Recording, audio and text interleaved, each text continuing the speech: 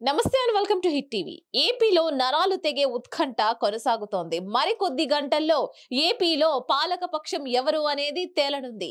మే 13న సార్వత్రిక ఎన్నికలతో పాటు ఏపీ అసెంబ్లీకి పోలింగ్ జరిగింది.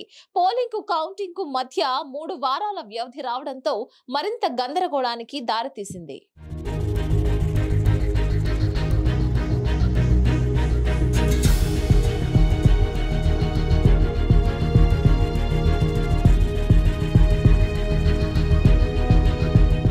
గెలుపు మాదే అంటే మాదే అని అన్ని పార్టీల నేతలు ధీమా కనబరిచాయి.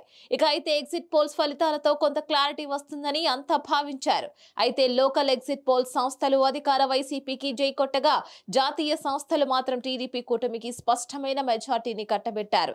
ఎగ్జిట్ పోల్స్ ఫలితాలు భిన్నంగా రావడంతో రాజకీయ పార్టీల నేతలతో పాటు సామాన్య జనాలు సైతం తికమక పడుతున్నారు.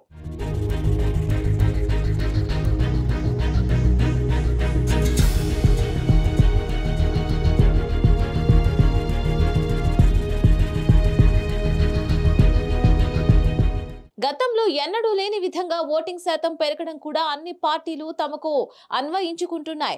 తమకే కలిసి వస్తుందని భావిస్తున్నాయి. ప్రభుత్వంపై వ్యతిరేకత స్పష్టంగా కనిపిస్తుందని, ఉద్యోగ ఉపాధ్యాయులు ప్రభుత్వానికి వ్యతిరేకంగా ఉండడంతో తమకు లభిస్తోందని కూటమి అంచనా వేస్తోంది. మరోవైపు పెరిగిన ఓటింగ్ తమకే అనుకూలమని, ప్రభుత్వ సంక్షేమ పథకాలు అందుకున్న వారు తమకే ఓటు వేశారని వైసీపీ ఒక అంచనాకు వచ్చింది. కొత్తగా ఓటు పొందిన 8 లక్షల మంది మహిళలు తమకు అండగా నడిచారని వైసీపీలో ధీమా కనిపిస్తోంది. అదే సమయంలో ఎగ్జిట్ పోల్ సైతం భిన్నంగా ఫలితాలు ఇవ్వడం మరింత అనుమానాలను పెంచింది.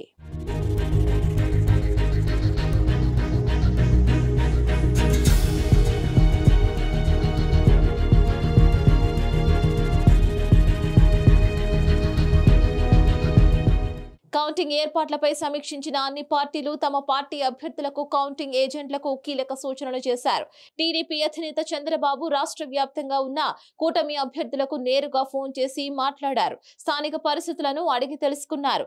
విజయంపై ధీమా వ్యక్తం చేశారు. ఏకపక్ష ఫలితాలు రానున్నాయని, చివరి వరకు కౌంటింగ్ కేంద్రాల్లోనే ఉండాలని స్పష్టమైన ఆదేశాలు జారీ చేశారు. తుది ఫలితాలు తర్వాత అధికారుల నుంచి డిక్లరేషన్ తీసుకున్నాకే బయటకు రావాలని సూచించారు. మరోవైపు పవన్ కళ్యాణ్ జనసేన అభ్యర్థులతో నేరుగా మాట్లాడారు. ఇప్పటికే ఆ పార్టీ అభ్యర్థులను హైదరాబాద్ కు రప్పించి ప్రత్యేకంగా సమావేశమయ్యారు. కౌంటింగ్ సమయంలో తీసుకోవాల్సిన జాగ్రత్తలను వివరించారు. వైసీపీ కవ్వింపు చర్యలకు స్పందించవద్దునని కూడా విజ్ఞప్తి చేశారు. వైసీపీ తరపున రాష్ట్ర ప్రభుత్వ సలహాదారు సజ్జల రామకృష్ణారెడ్డి సమీక్షించారు. నేరుగా వైసీపీ అభ్యర్థులతో మాట్లాడారు. కౌంటింగ్ ఏజెంట్లకు మార్గనిర్దేశం చేశారు.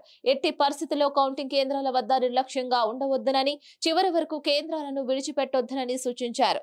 మొత్తానికైతే నరాలు తెగే ఉత్కంఠకు మరికొద్ది గంటల్లో తెరపడనుంది. ఏపీలో విజేత ఎవరు అనేది తేలనుంది.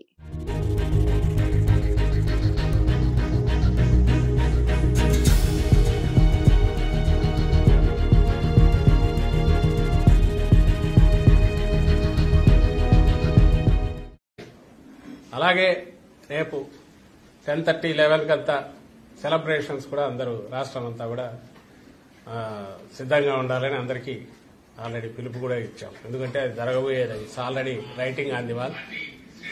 క్లియర్ ఇది కనిపిస్తున్న నేపథ్యంలో ఎవరు ఎన్ని అపోహలు క్రియేట్ చేసి ఏ రకంగా ఏది జరిగినా జరగబోయేదేమో రేపు అది వాస్తవం. కాబట్టి అందరూ దానికి కూడా సిద్ధంగా ఉండమని కూడా అందరికీ సందేశం పంపించాము. దీనిపై మరిన్ని అప్డేట్స్ కోసం stay tune to hit TV.